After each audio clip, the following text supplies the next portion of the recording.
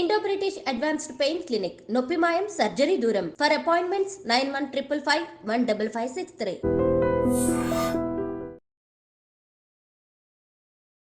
నమస్తే, welcome to I dream inside politics with కవిత.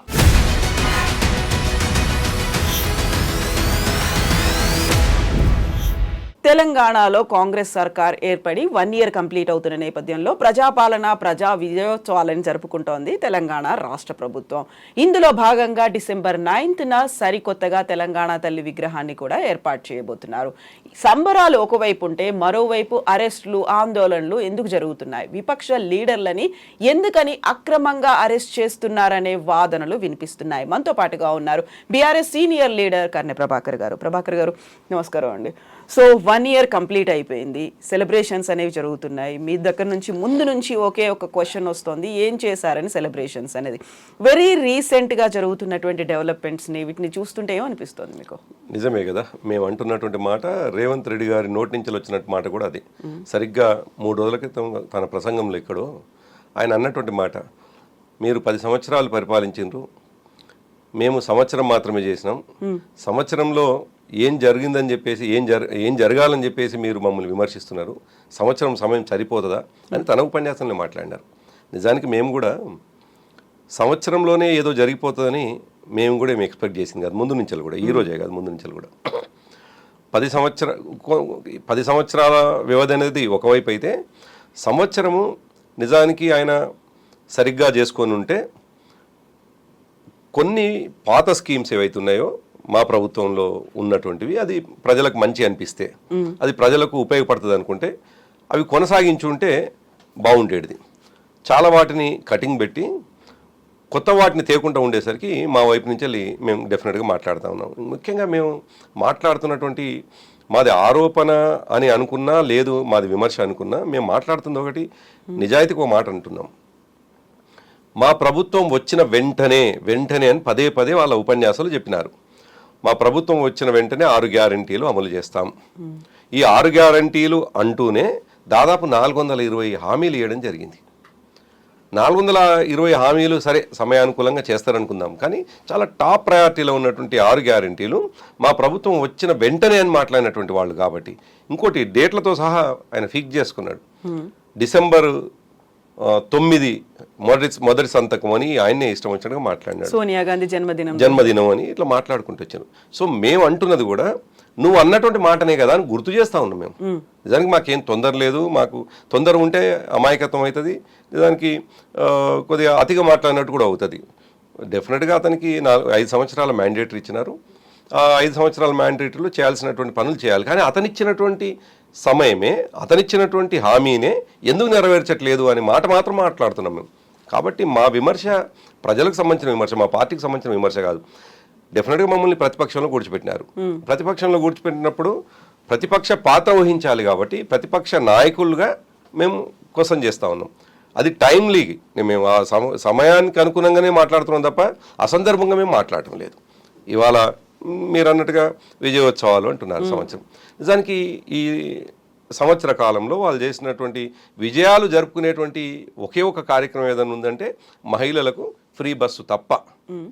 వచ్చిన ఉద్యోగాలన్నీ కూడా, ఇప్పుడు ఇచ్చిన ఉద్యోగాలన్నీ కూడా చాలా స్పష్టంగా కళ్ళ ముందు కనిపిస్తుంది. మా హయాంలో నోటిఫికేషన్లు ఇచ్చి అన్ని రకాల అవి జరిగిన తర్వాత, ఇవాళ ఎన్నికల తర్వాత ఆయన ప్రభుత్వానికి రాగానే ఉద్యోగ నియామక పత్రాలు ఇస్తా ఉన్నాడు. నోటిఫికేషన్ లేకుండా నియామక పత్రాలు రావు కదా. ఏం నోటిఫికేషన్, బహుశా ఒక టీచర్లకు సంబంధించినటువంటి ఒక్కటి మాత్రమే, మెగా డిఎస్ మాత్రమే ఆయన ఇచ్చినాడు. అందుకేమంటున్నాను, ఈ సంవత్సర కాలంలో అద్భుతమైనటువంటి విజయాలు ఏం ఆయన సాధించలేదు, ఈ విజయోత్సవాలు చేసుకోవాల్సినటువంటి అవసరం లేదు. దాన్ని విజయోత్సవాలు అనకుండా సంవత్సరం పూర్తయినటువంటి సందర్భంగా అని ఇంకొక ఏదన్నా వేరే పదం వాడితే బాగుండనేమో, కానీ సంవత్సరం పూర్తయింది కాబట్టి ఈ ప్రభుత్వానికి సహజంగా ప్రతి ఒక్క, అంటే హ్యూమన్ టెండెన్సీ, తన పుట్టింది ఏదో మరోటో లేదు మేము ప్రభుత్వానికి వచ్చినామనో మరో మా పార్టీ వార్షికోత్సవమనో ఇట్లా చేసుకుంటుంటారు. అట్లా ఆయన ప్రభుత్వానికి వచ్చి సంవత్సరం సందర్భంగా ఏదైనా చేసుకుంటే పర్వాలేదు. దాన్ని విజయోత్సవం అనేసరికి ఏం విజయం చేసుకున్నావు, అసలు ఏం విజయం చేకూరిందని చెప్పేసి నీకు విజయోత్సవాలు అనేటువంటిది డెఫినెట్గా మేము ప్రతిపక్షంగా మాట్లాడదాం, ప్రజల నుంచి వస్తూ ఉన్నది. సో ఇప్పుడు రైజింగ్ 1 year అని పెట్టి రైజింగ్ తెలంగాణ అనేటువంటి స్పెషల్ లోగోను కూడా రిలీజ్ చేశారు. ఆ తర్వాత ప్రజాపాలన ప్రజా విజయోత్సవాలు ప్రజలేం సెలబ్రేట్ చేసుకోవట్లేదా?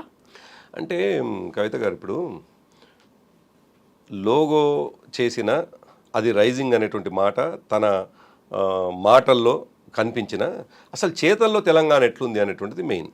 నేను కూడా నిన్ననే ఎక్కడో బహుశా బెంగళూరు హైవే మించలు వస్తుంటే ఇక్కడ టోల్ దగ్గర చూసినాను, అన్నీ కూడా ఫ్లెక్సీలు కనిపించినాయి రైజింగ్ తెలంగాణ అని చెప్పేసి. ఎక్కడో అసలు రైజింగ్ ఎక్కడిది? రోజుకింత తెలంగాణ యొక్క ఖ్యాతి దిగజారిపోతూ ఉంటే తెలంగాణలో ఇవాళ ఎవరో సామాన్యుడు చెప్తా ఉన్నాడు, హైదరాబాదు సామాన్యుడి ముఖంలో కూడా చిరునవ్వు లేనటువంటి పరిస్థితి ఉంది. అంటే నిజంగా కూడా ఒక ఆశ్చర్యకరమైనటువంటి అంశం ఏంటంటే ప్రభుత్వాలు అనేటువంటివి ప్రత్యక్షంగా సామాన్యుడి మీద కూడా అంత ప్రభావం ఉంటుందా అనేటువంటి విషయం నేను ఎక్స్పెక్ట్ చేసింది కాదు. ఒక సామాన్యుడి నుంచి కూడా హైదరాబాద్లో ఉన్నటువంటి సామాన్యుల ముఖాల్లో కూడా చిరునవ్వు లేని పరిస్థితి, ఈ 4 సంవత్సరాలు ఇంకా మేము భరించాల్సిందే అనేటువంటి పరిస్థితి, మధ్యతరగతి కుటుంబాలు కూడా చర్చ జరుగుతున్నది.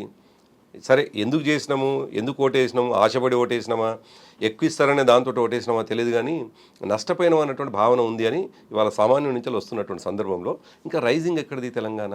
అసలు నువ్వు ప్రారంభమే నీ టేక్ ఆఫే విధ్వంసంతో, కూలగొట్టుళ్లతోటి.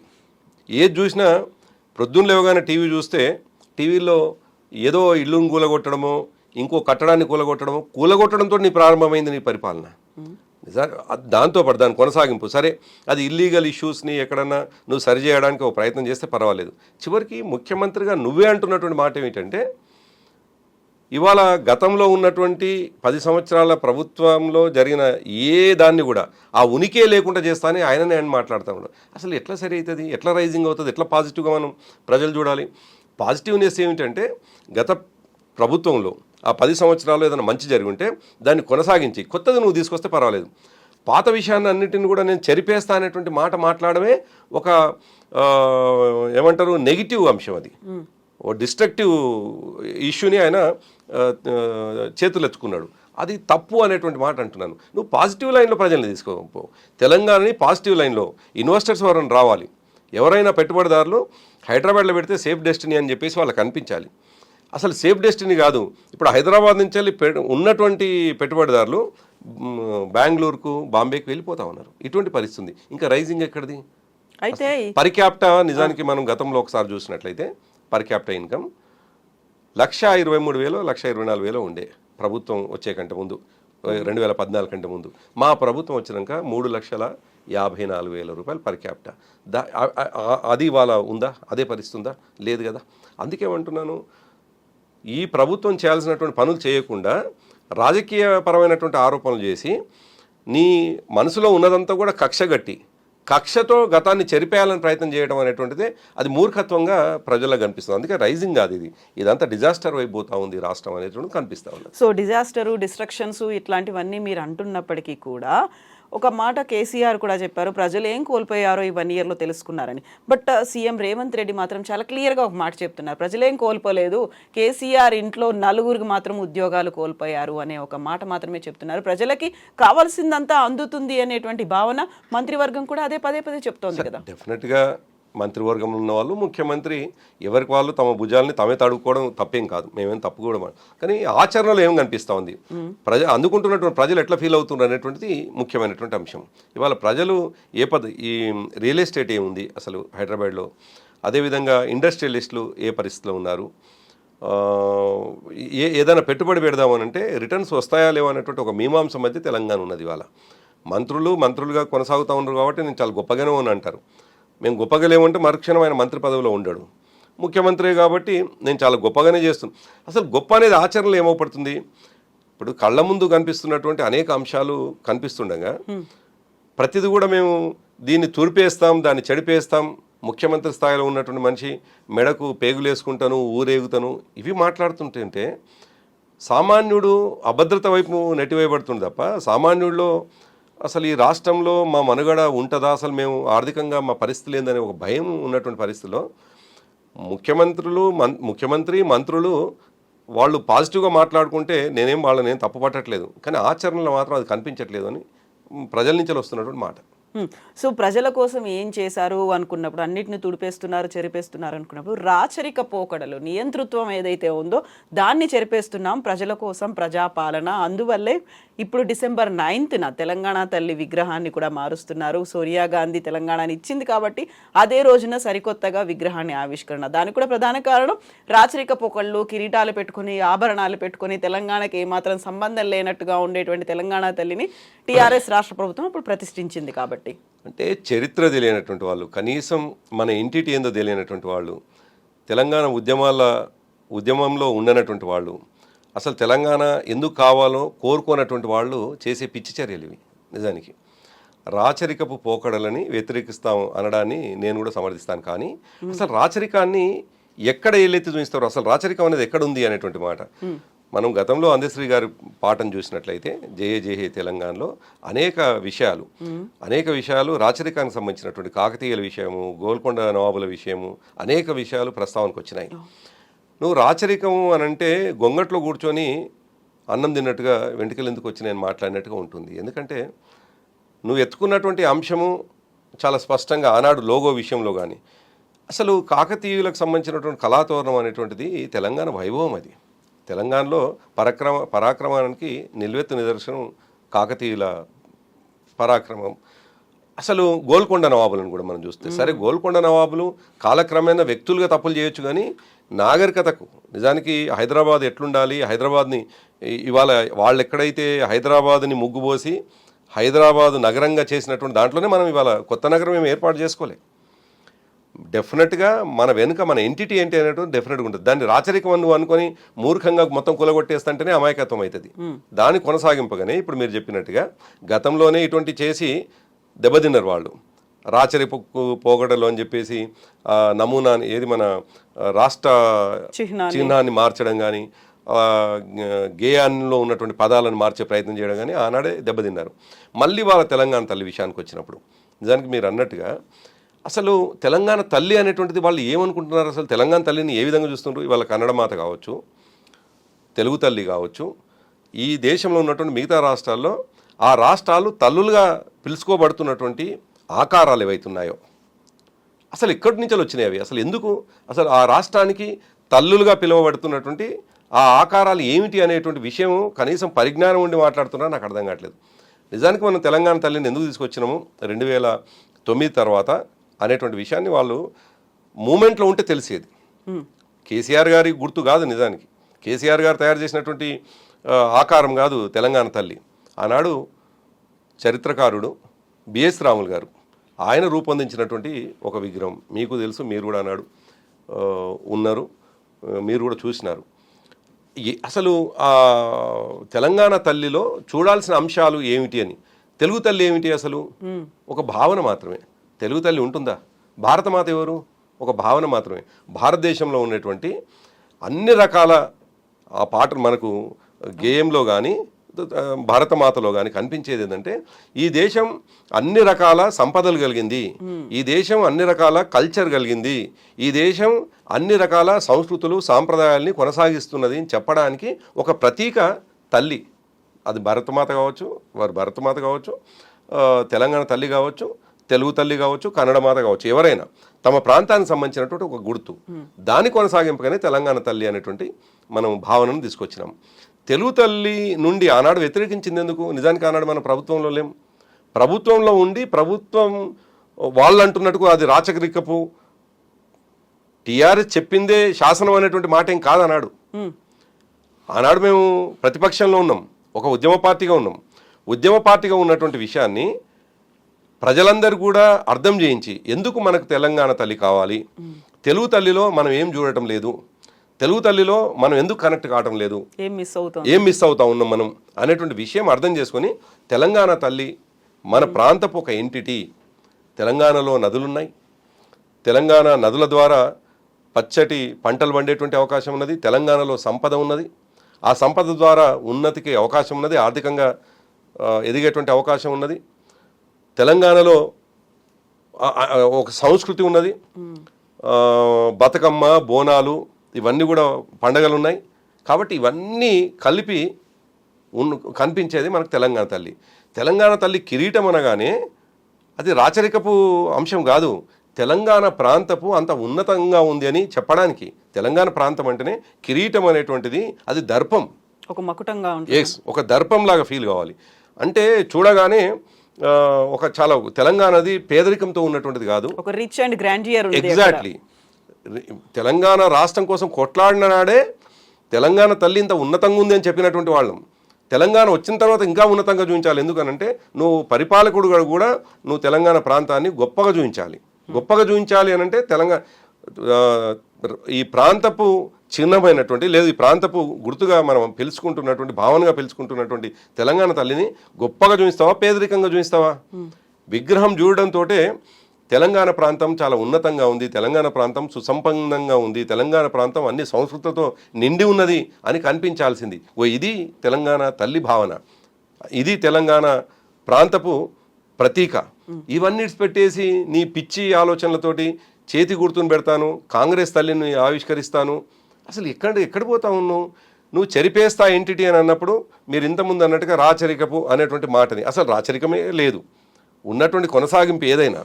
అటువంటిది నీ పిచ్చి ఆలోచనలతోటి కేసీఆర్ గారి ఆలోచనలని చాలా పాజిటివ్నెస్ని కూడా నీ మైండ్లో నెగిటివ్గా ఉండి నువ్వు పాడు చేద్దాం అనుకుంటే నీ అమాయకత్వం అవుతుంది, తిరుగుబాటు స్టార్ట్ అవుతుంది. అందువల్లైనా మీరు వచ్చిన తర్వాత మళ్ళీ తొలగిస్తామని చెప్తోంది, వార్నింగ్స్ ఇస్తోంది. అంటే వార్నింగ్ ఇచ్చేటువంటి సందర్భం మరొకటి కవిత. ఎక్కడైతే సెక్రటేరియట్ ముందు తెలంగాణ తల్లి విగ్రహావిష్కరణ జరగాల్సిన స్థలం ఉందో మేము ప్రభుత్వంలోకి మళ్ళీ మూడోసారి రాగానే చేద్దాం అనుకుంటున్న ప్రాంతము అన్ని విధాల అన్ని రెడీ అయిపోయింది వాస్తవానికి. అయితే అన్ఎక్స్పెక్టెడ్గా అన్ఫార్చునేట్ మేము ప్రభుత్వంలో రాకపోవడం, ఇమీడియట్గా ఆ ప్రాంతాన్ని రాజీవ్ గాంధీ విగ్రహాన్ని పెట్టినారు. రాహుల్ గాంధీ తండ్రి రాజీవ్ గాంధీని పెట్టినారు. అప్పుడు మా కేటీఆర్ గారు అన్నటువంటి మాట, మేమేమో తెలంగాణ తల్లిని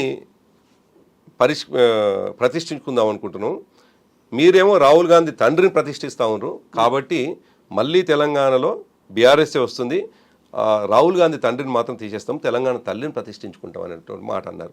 దాన్ని మళ్ళీ నిన్నవాళ మళ్ళీ అదే మాట అన్నారు. ఒక్కటి ఏమంటున్నాను, పాజిటివ్గా ఈ రాష్ట్రాన్ని తీసుకుపోవాలంటేనేమో ఉన్నటువంటి ఎంటిటీని చెరిపేయకుండా, అసలు ఎంటిటీ కేసీఆర్ గారిది కాదండి, ఎంటిటీ తెలంగాణ ప్రజలది, పోరాటం చేసుకున్నటువంటి ఉద్యమ నేపథ్యాన్ని.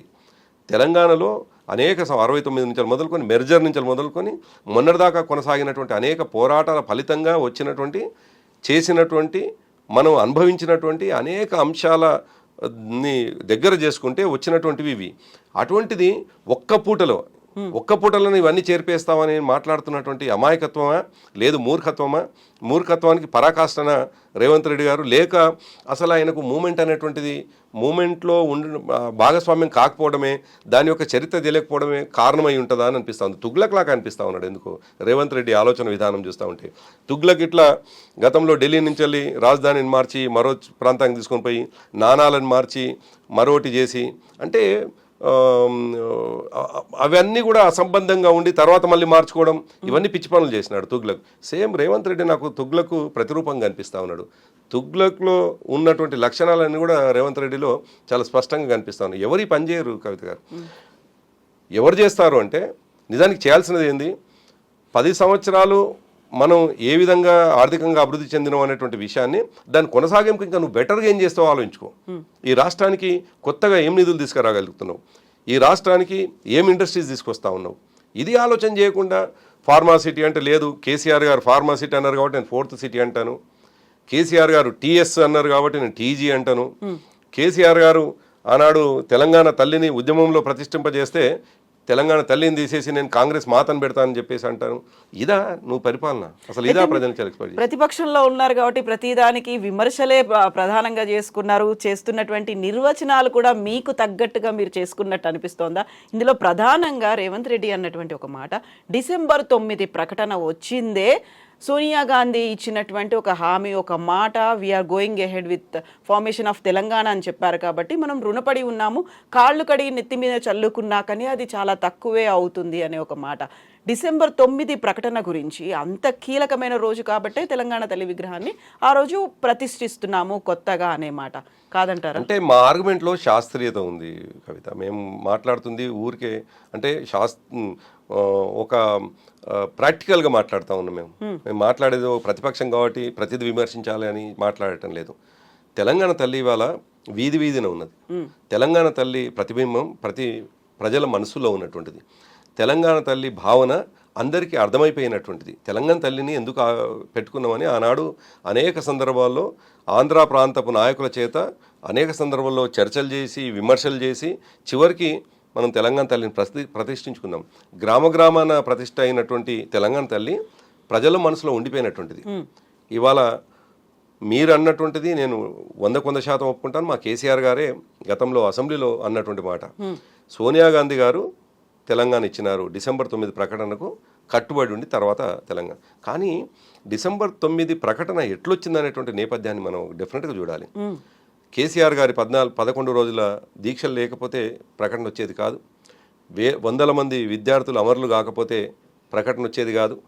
వేల మంది జీవితాలు రోడ్ల మీదకి రాకపోతే ప్రకటన వచ్చేది కాదు. 69లో 365 మంది ప్రాణాలు కోల్పోకపోతే ప్రకటన వచ్చేది కాదు. సో ప్రకటన ఆ నిమిషానికి అప్పటికప్పుడే కాంగ్రెస్ పార్టీ ఇది జెన్యూన్ ఆర్గ్యుమెంటు, ఇది జెన్యూన్ డిమాండ్ కాబట్టి మేము ఇస్తున్నామని ఇవ్వలేదు. వేల మందిని పొట్టన పెట్టుకున్న తర్వాత కాంగ్రెస్ పార్టీ తెలంగాణ ఇచ్చింది. అది మన కళ్ళ ముందు ఉన్నటువంటి సత్యం.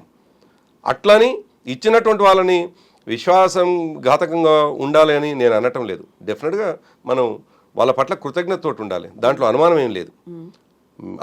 దాని కొనసాగింపే కేసీఆర్ గారు ఆ మాట అన్నారు. సోనియా గాంధీ గారు ఇచ్చినారు, తప్పకుండా ఆమె పట్ల కృతజ్ఞతగా ఉండాలి. మేము అందుకే ఏం విమర్శ చేయటం లేదు.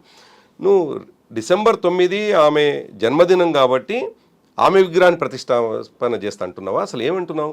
ఆల్రెడీ తెలంగాణ తల్లి ప్రజల్లో ఉందిగా, కొత్తగా తెలంగాణ తల్లి ప్రతిష్టాపన ఎందుకు అంటున్నా?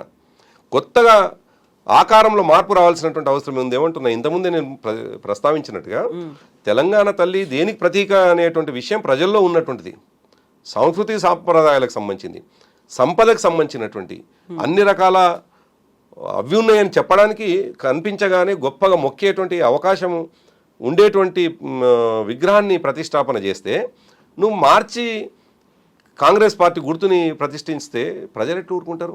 అది మా విమర్శ అని మీరనుకుంటే అది ప్రజల నుంచి వస్తున్నటువంటి అంశం. ఇది ప్రజలు ఆల్రెడీ గ్రామ గ్రామాన మొక్కుతా ఉన్నారు ఇవాళ తెలంగాణ తల్లిని.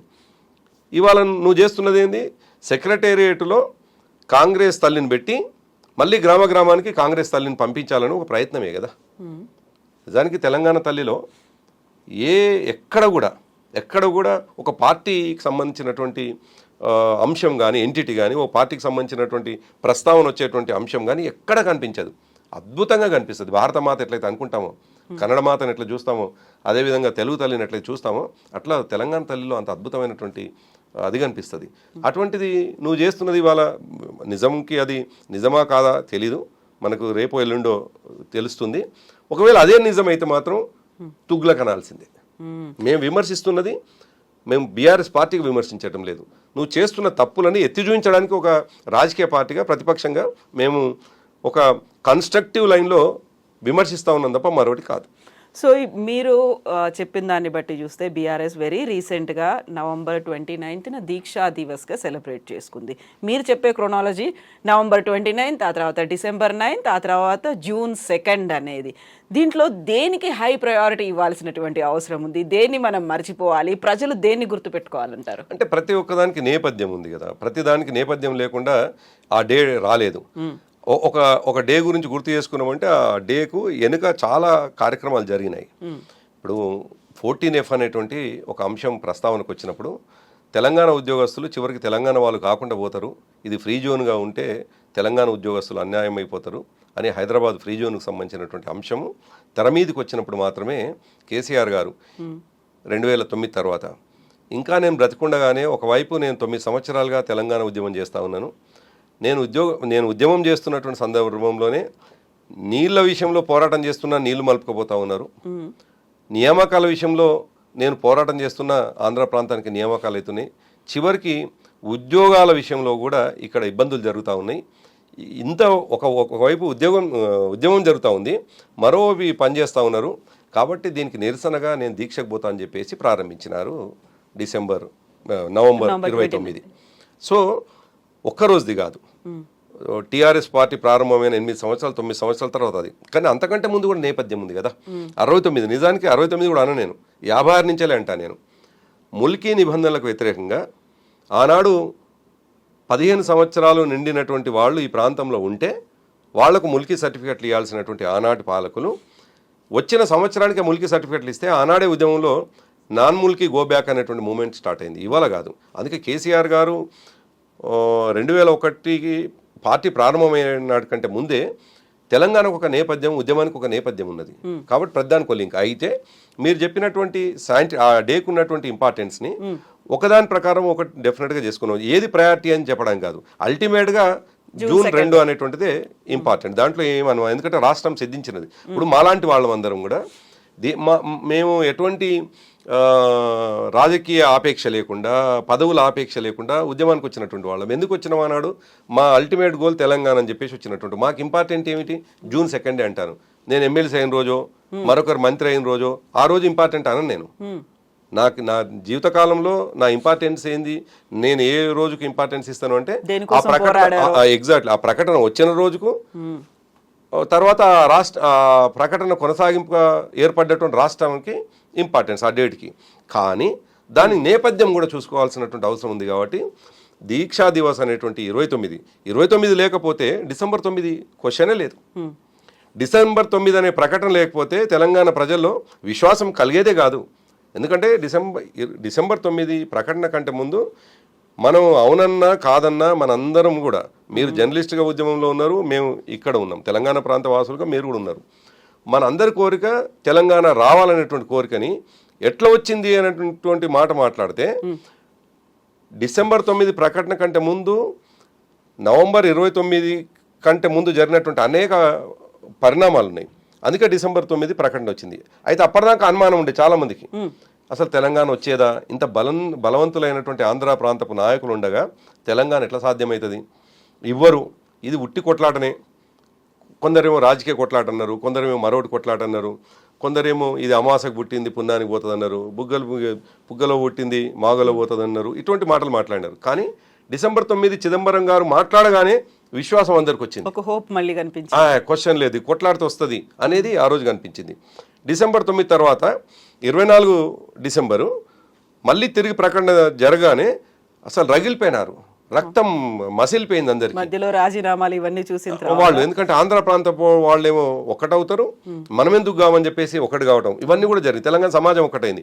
అప్పటిదాకా పార్టీలుగా వేరయ్యి, పార్టీలుగా విడిపోయి రాజకీయ ఆరోపణలు చేసుకున్నటువంటి ఈవెన్ కాంగ్రెస్ పార్టీలో ఒక సెక్షన్ కూడా లేదు, తెలంగాణ కావాలంటే అందరం ఒక్కటి కావాలని చెప్పేసి ముందుకు వచ్చినారు. అఫ్కోర్స్ ఇవాళ ప్రభుత్వంలో ఉన్నటువంటి వాళ్ళు, రేవంత్ రెడ్డి లాంటి వాళ్ళు ఉద్యమంలో లేకపోవచ్చు, కానీ కాంగ్రెస్లో ఉన్న కొంతమంది అయితే ఉన్నారు కదా, కొట్లాడినారు కదా, కొందరు ఉన్నారు కదా, వాళ్ళైతే చూసినారు కదా. అందుకేమంటున్నాను, ప్రతి డేకి ఒక ఇంపార్టెన్స్ ఉంటుంది. అతి ప్రయారిటీ డే డెఫినెట్గా మేము అనుకున్నటువంటి లక్ష్యం సిద్ధించినటువంటి డేట్ ఏదైతుందో జూన్ 2. అయితే దానికి వెనుక నేపథ్యాన్ని కూడా గుర్తు చేసుకోవాలి కాబట్టి, మర్చిపోకూడదు కాబట్టి, అంతే కదా. 29 నవంబర్ అనేటువంటిది గుర్తు చేసుకోకపోతే, కేసీఆర్ గారి తెగింపుని గుర్తు చేసుకోకపోతే, కేసీఆర్ గారి దీక్షను గుర్తు చేసుకోకపోతే డిసెంబర్ 9ని గుర్తు చేసుకోలేం మనం.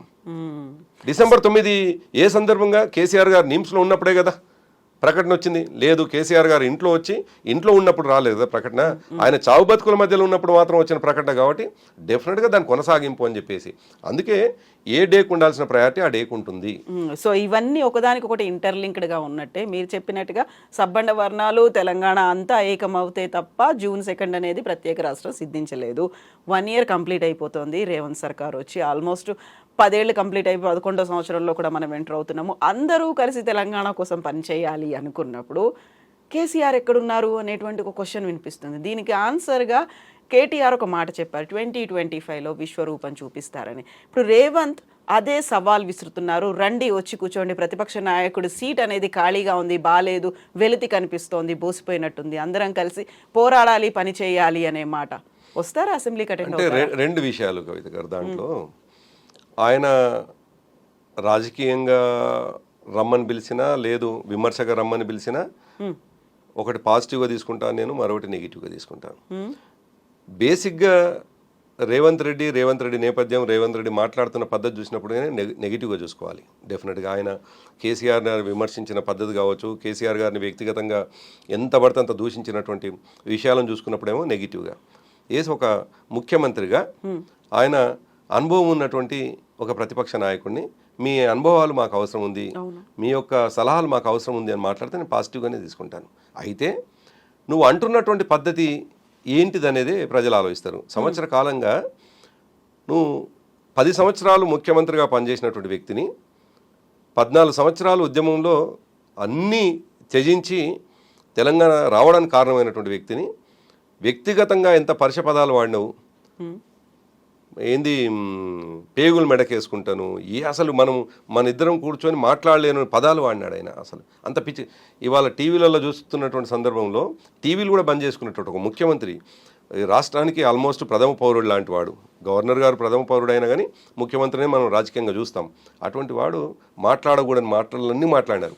అయినా పాజిటివ్ అంటే ఈ రాష్ట్రం అభివృద్ధి జరగాలని కోరుకున్నాం. ఇప్పుడు చాలామందికి ఏమిటంటే కష్టమేందో పురిటి నొప్పులు తెలిసిన వాళ్ళకు తెలుస్తుంది బిడ్డ ఎదుగుదల ఎట్లుండాలి అనేటువంటిది. అట్లా ఈ రాష్ట్రం కోసం కొట్లాడినటువంటి వాళ్ళకి మాత్రమే తెలుస్తుంది ఈ రాష్ట్రం ఎంత బాగుండాలి, ఎట్లా బాగుంటుంది అనేటువంటిది కొట్లాడినటువంటి వాళ్ళకి. అయితే వీళ్ళు కొట్లాడినటువంటి వాళ్ళు లేరు కాదు, పురిటి నొప్పులు భరించినటువంటి వాళ్ళు కాదు, కాబట్టి ఏదైనా మాట్లాడగలుగుతున్నారు.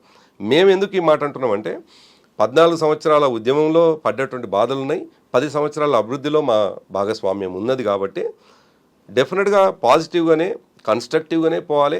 ఇది ఒకవేళ ఎందుకంటే నేనైతే బలంగా నమ్ముతున్నాను 4 సంవత్సరాల తర్వాత ఉండేది కాదు ఈ ప్రభుత్వం. ఎట్టి పరిస్థితుల్లో మళ్ళీ కాంగ్రెస్ పార్టీ 4 సంవత్సరాలు ఉంటుందని అయితే చెప్తున్నారు, బలంగా చెప్తున్నాను. దాంట్లో ఎటువంటి అనుమానం లేదు.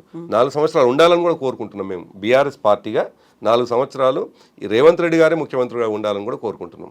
దీంట్లో ఎటువంటి అనుమానం లేదు. మా పార్టీ అందరి అభిప్రాయం కూడా ఇదే అని నేను అనుకుంటున్నాను, నేను భావిస్తున్నాను బలంగా. ఎందుకంటే మేము వ్యక్తిగతంగా మాట్లాడుకుంటున్న సందర్భంలో కనిపించేది కూడా ఇటువంటి మనుషులు అగుపడితేనే 10 సంవత్సరాల కేసీఆర్ గారి కష్టం ఏందో కనిపిస్తుంది, కేసీఆర్ గారి కన్స్ట్రక్టివ్ పని ఏందో కనిపిస్తుంది అని మనకు కనిపిస్తుంది. మీరు అనుకుంటున్నారు, కాకుండా అక్కడ టీపీసీసీ చీఫ్ మహేష్ కుమార్ మాత్రం చెప్తున్నారు బీఆర్ఎస్ ఎమ్మెల్యేలు ఇప్పటికీ మాతో టచ్లో ఉన్నారు అనే మాట. సరే, అక్కడికి వస్తాను నేను. అయితే నేనేమంటున్నాను, రేవంత్ రెడ్డి గారు ఈ కేసీఆర్ గారిని రమ్మనటము దీన్ని ఏం తప్పు ఏం పట్టట్లేదు.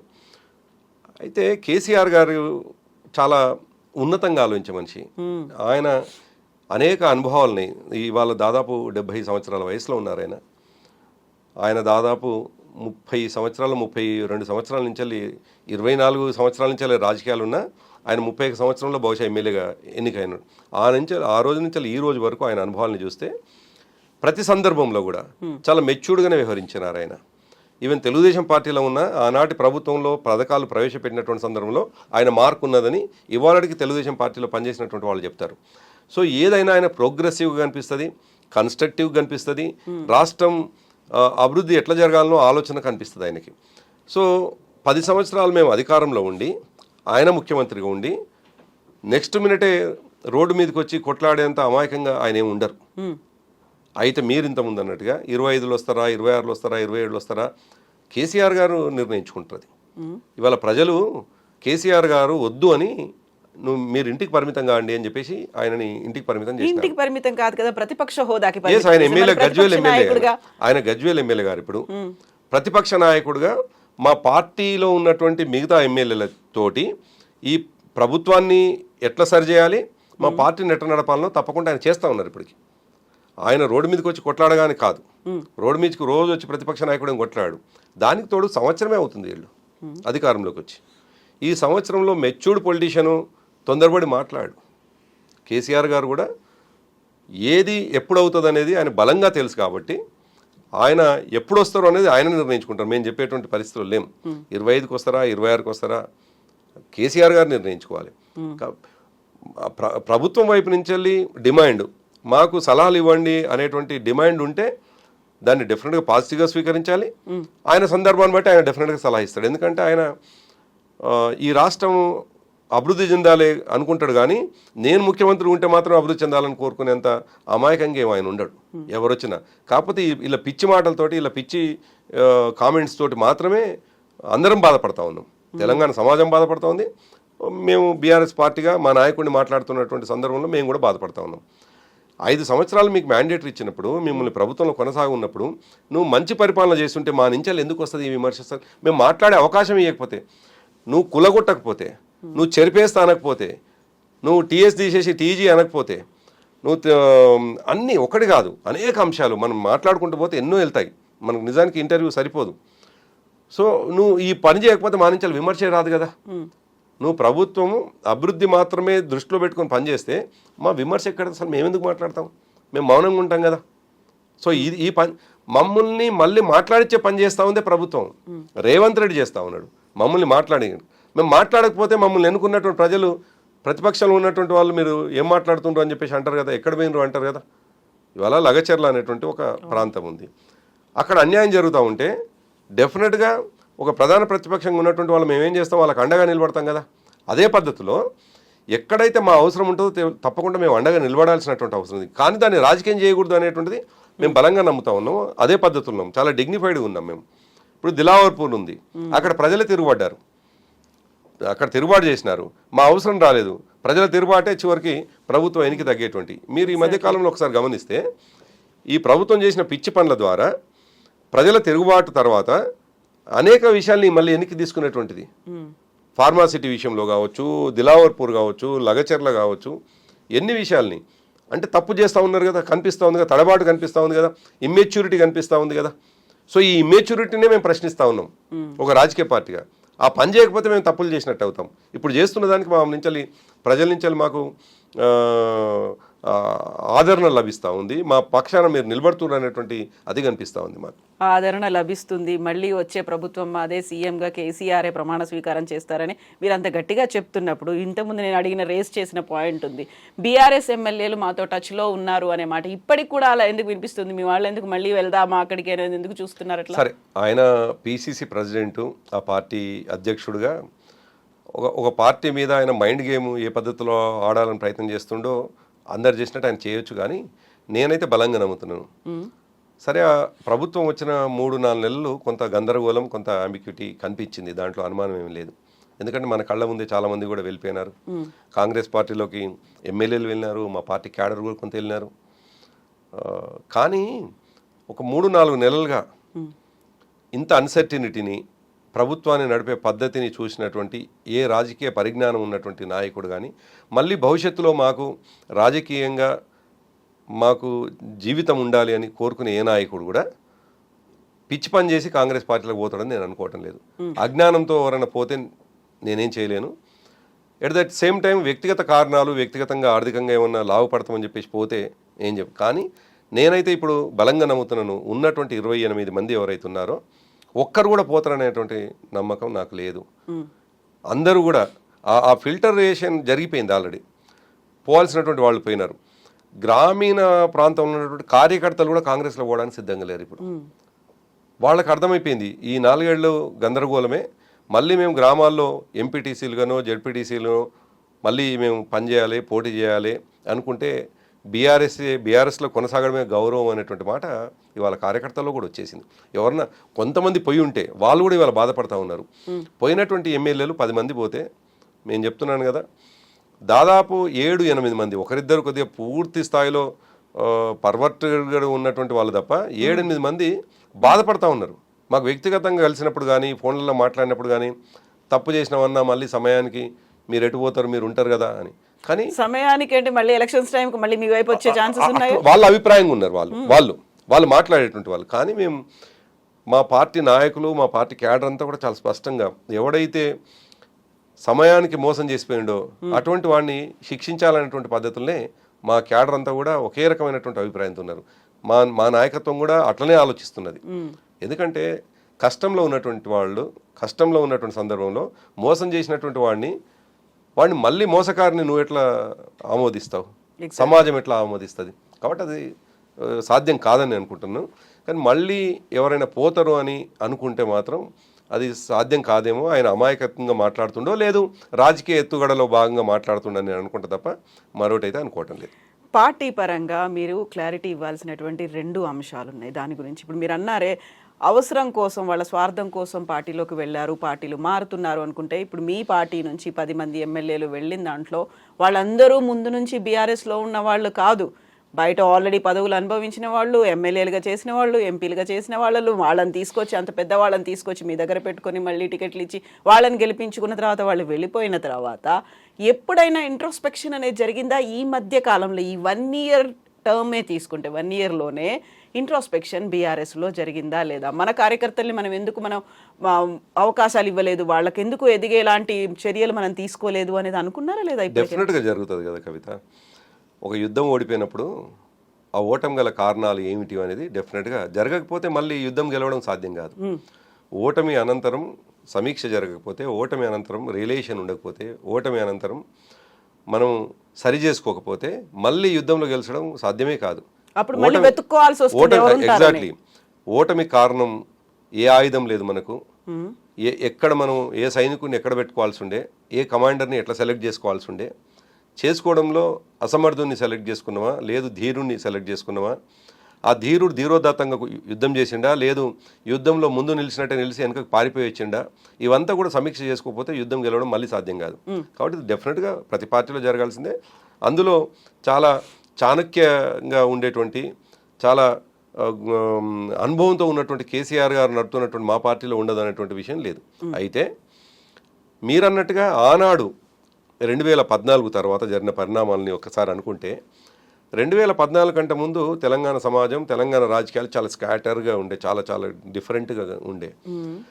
ఎప్పుడైతే తెలంగాణ రాష్ట్రం వచ్చిందో, ఇంతకుముందు నేను చెప్పినట్టుగా చాలా కన్స్ట్రక్టివ్గా ఆలోచించాల్సినటువంటి అవసరం ఉంది. కాబట్టి రాష్ట్రం వచ్చిన తర్వాత మళ్ళీ అంటే ఈ రాష్ట్రం రావటం అనేటువంటిది ఇది విఫల ప్రయత్నం అని, ఇది రాష్ట్రం ఎగ్జిస్టింగ్ అనేటువంటిది సాధ్యం కాదు అనేటువంటి అవకాశమే లేకుండా, అటువంటి మాటకు అవకాశమే లేకుండా కేసీఆర్ గారు చాలా వ్యూహాత్మకంగానే అప్పుడు ఒక ప్రయత్నం జరిగింది. మనందరికీ తెలుసు, ఇదే రేవంత్ రెడ్డి గారి నాయకత్వంలో కొంతమంది ఎమ్మెల్యేలని కొనాలనేటువంటి ప్రయత్నం చేసి ఆనాడు ప్రభుత్వాన్ని అస్థిరపరచాలని చేస్తున్నటువంటి సందర్భంలో కేసీఆర్ గారు ఆలోచించింది ఒకటి, స్థిరత్వం లేకపోతే ప్రభుత్వాన్ని చక్కగా నడపడం సాధ్యం కాదు. రోజు తన సీటు కోసం ఆలోచించుకుంటే ప్రభుత్వం నడపలేము, అది మామూలే. ఇంటి పెద్ద అయినా కానీ ఇంట్లో ఉన్నటువంటి పిల్లలందరూ కూడా చాలా క్రమశిక్షణతోటి చాలా పద్ధతిగా ఉంటేనే ఇంటి పెద్ద ఇంకా అద్భుతంగా కుటుంబాన్ని నడపగలుగుతాడు. అట్లా కాకుండా రోజుకు ఒకటి దొంగతనం చేసుకుంటూ వాడు తప్పుడు పనులు చేసుకుంటూ తిరుగుతుంటే వీళ్ళని సరి చేసుకోవడం కూడా సరిపోతుంది తప్ప ఆయన ఆర్థికంగా స్థితిమంతుడు కాలేడు. సో అట్లా కేసీఆర్ గారు కూడా ఇది జరుగుతున్నటువంటి వాటిని ముందే అర్థం చేసుకొని వెంటనే సరే దొరికిపోయినటువంటిది మనం చాలా స్పష్టంగా, ఇదే ముఖ్యమంత్రి ఇవాళ నీతులు మాట్లాడుతున్నటువంటి ముఖ్యమంత్రి 50 లక్షలతో దొరికినాడు. అది మనకు కనిపించినటువంటి సాక్ష్యం, కళ్ళ ముందు ఉన్నటువంటి నిలువెత్తు సాక్ష్యం. సో స్థిరంగా ఉండాలి అని అంటే ఆనాడు చాలామంది అన్ని రాజకీయ పార్టీలలో గెలవచ్చు, కానీ వాళ్ళు మీతో పనిచేస్తామని చెప్పేసి వచ్చి ఉన్నాడు, చేర్చుకుంది వాస్తవమే, దాంట్లో అనుమానం లేదు. కానీ 10 సంవత్సరాల పాలనలో కానీ వాళ్ళు మాతో సాన్నిహిత్యంగా కొనసాగుతున్నటువంటి సందర్భంలో పాలేంది నీళ్ళేందని తేలిపోయినాయి. దానికి వెంటనే ఒక మనిషిని మెజర్ చేయడం సాధ్యం కాదు. కొంతకాలం మనతో ప్రయాణం చేస్తే ఆ మనిషి యొక్క గుణగణాలు మనతో తెలుస్తాయి, తన క్యారెక్టర్ ఏంది, తను ఎట్లున్న తేలిపోయింది. ఉన్నదేవరు లేదే ఫలితం థర్డ్ టర్మ్ లో కనిపించింది, అంతేనా? అంతే కదా. మీరు అన్నట్టుగా వాళ్ళ వ్యక్తిగతమైనటువంటి స్వభావం కావచ్చు, వాళ్ళ వ్యక్తిగతమైనటువంటి ఆలోచన విధానం కావచ్చు, మేము ఓటమికి అది కూడా ఒక కారణమైంది కదా డెఫినెట్గా.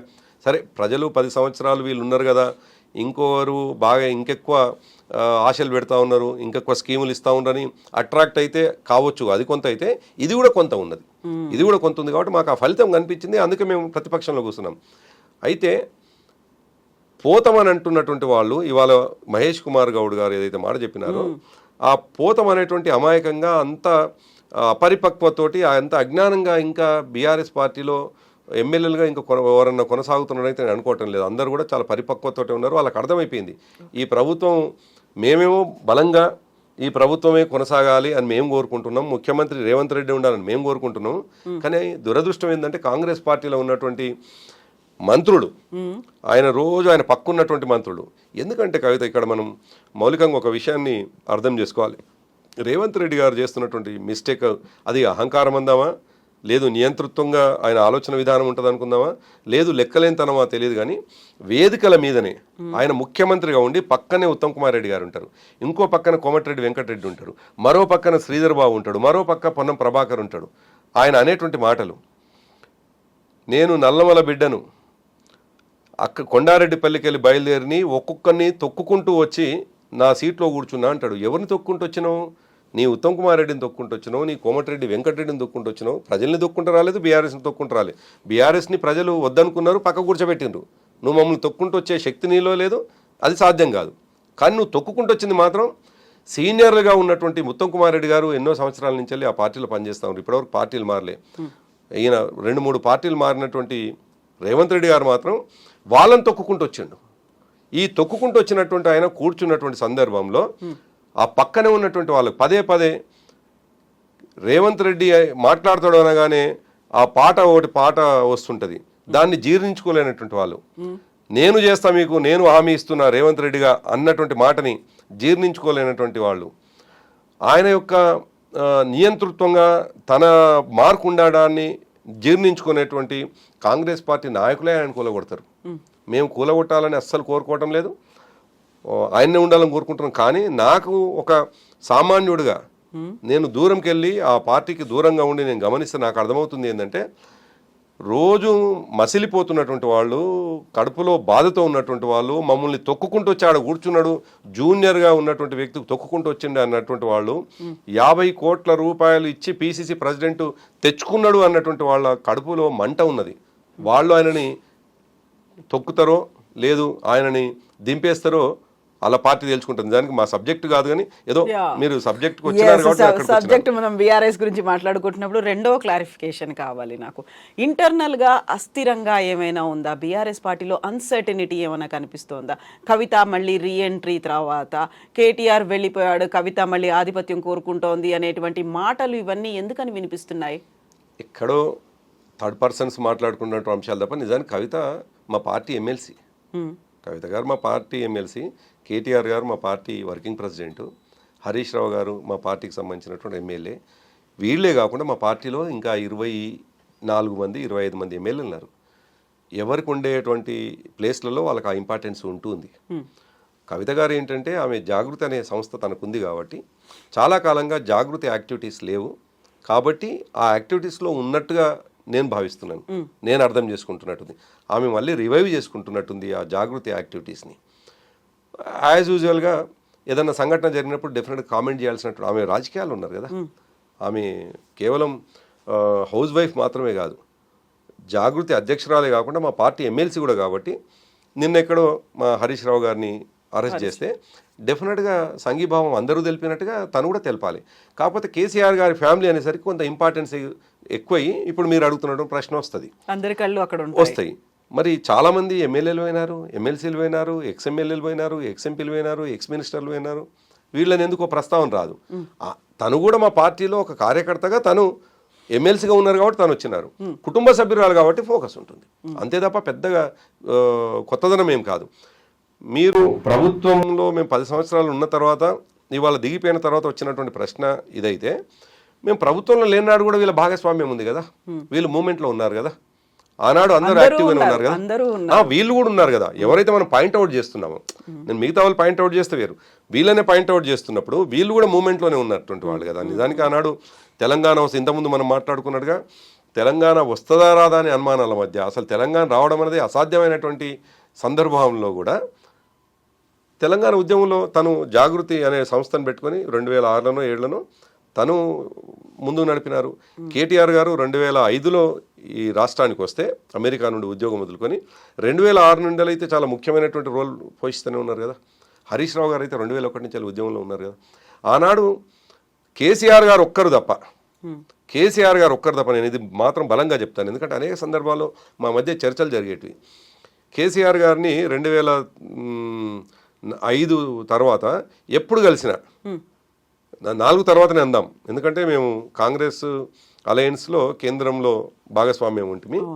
తర్వాత సార్ కూడా కేంద్ర మంత్రిగా ఉండే, మా వాళ్ళు 6 మంత్రులుగా ఉన్నారు. ఆ ఉమ్మడి ఎజెండా వచ్చిన తర్వాత కామన్ మినిమం ప్రోగ్రాంలో తెలంగాణ అంశం పెట్టిన తర్వాత నువ్వు ఏ రోజు కనిపించినా అయిపోయింది ఆ తెలంగాణ అనేవాడు కేసీఆర్ గారు. కాన్ఫిడెన్స్ అంత ఉండేది. అంతకాదు సాయంకాలం ఒక కొత్త మనిషి రాగానే ఇప్పుడు మీరు వచ్చిననుకో అమ్మా కవిత కంగ్రాచులేషన్స్ తెలంగాణ వచ్చేసింది.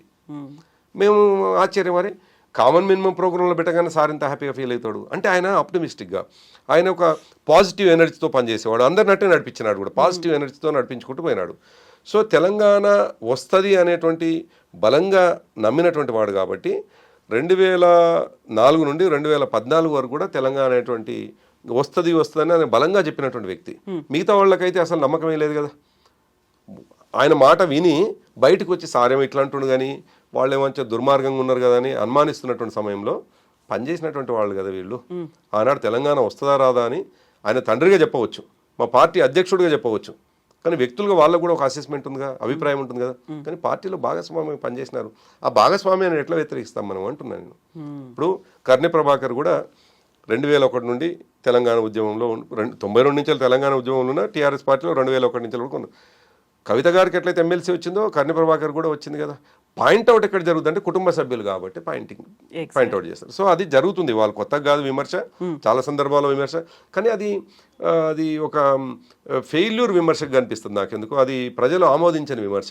కుటుంబ కావాలని చేస్తున్న విమర్శనేమో కావాలని చేయవచ్చు, కానీ దాని యొక్క ఇంపార్టెన్స్ దాని యొక్క ఇంటెన్సిటీ తగ్గింది అనుకుంటున్నాను నేను. ఎట్లా అంటే విమర్శ కొన్నిసార్లు చేస్తే బలంగా ఉంటుంది, ఆ విమర్శకు అవతల వాళ్ళు కాకావికలం అయిపోతారు అన్నట్టుగా ఉంటుంది, కానీ ఇదేమో తేలిపోయింది.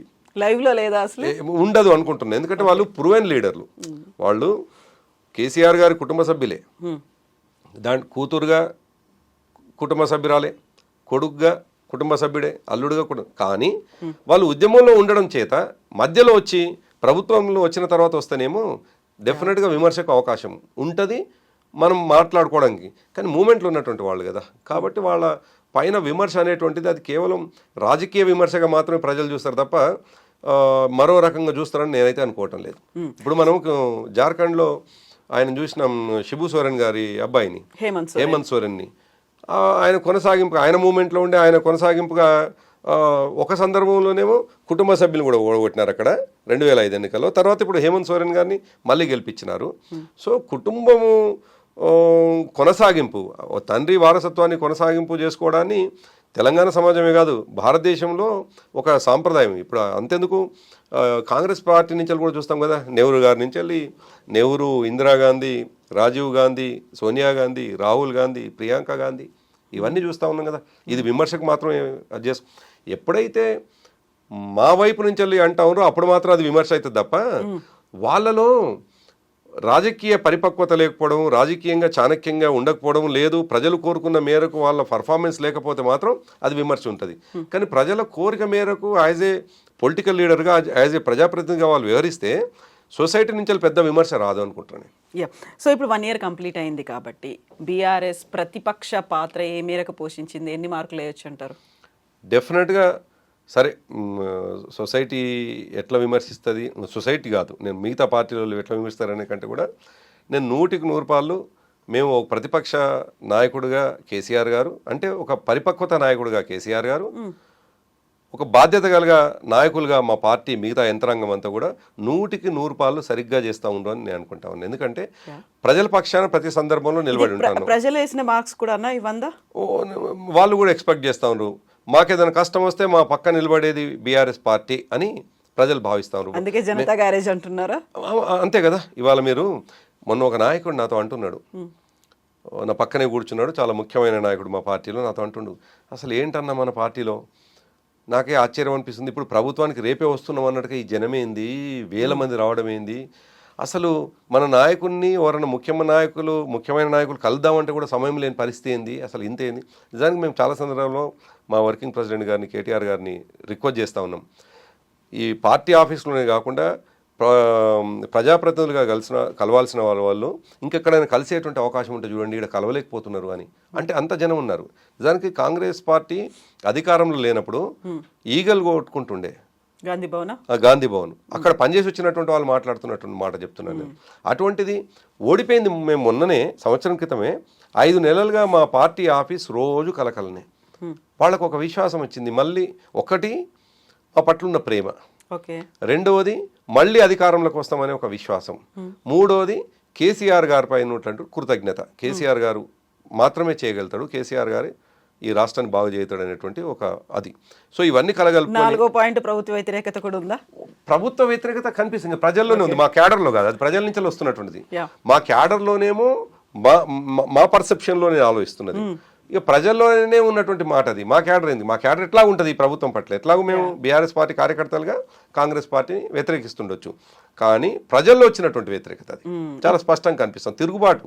అసలు మనం సోషల్ మీడియాలో రేవంత్ రెడ్డి గారిని వ్యక్తిగతంగా దాదాపు 70 ఏళ్ళు 80 ఏళ్ళ పైబడినటువంటి వృద్ధులు మాట్లాడుతున్న మాటలు చూస్తే చెవులు మూసుకోవాలి. అసలు మనం మాట్లాడుకోలేనటువంటిది, అంత దారుణంగా మాట్లాడుతూ ఉంటారు. నిన్ను నమ్ముకొని ఇట్లా చేస్తే మమ్మల్ని నట్టేయడం ఉంచినామని నోటికి వచ్చిన పదాలు. ఆయననేమో 20% తిడుతుండొచ్చు, కానీ మమ్మల్ని ఆయనని 100% వ్యక్తిగతంగా తిడుతూ ఉన్నారు. సో ఇప్పుడు ప్రభుత్వానికి ఎన్ని మార్కులు వేస్తారు మీరు?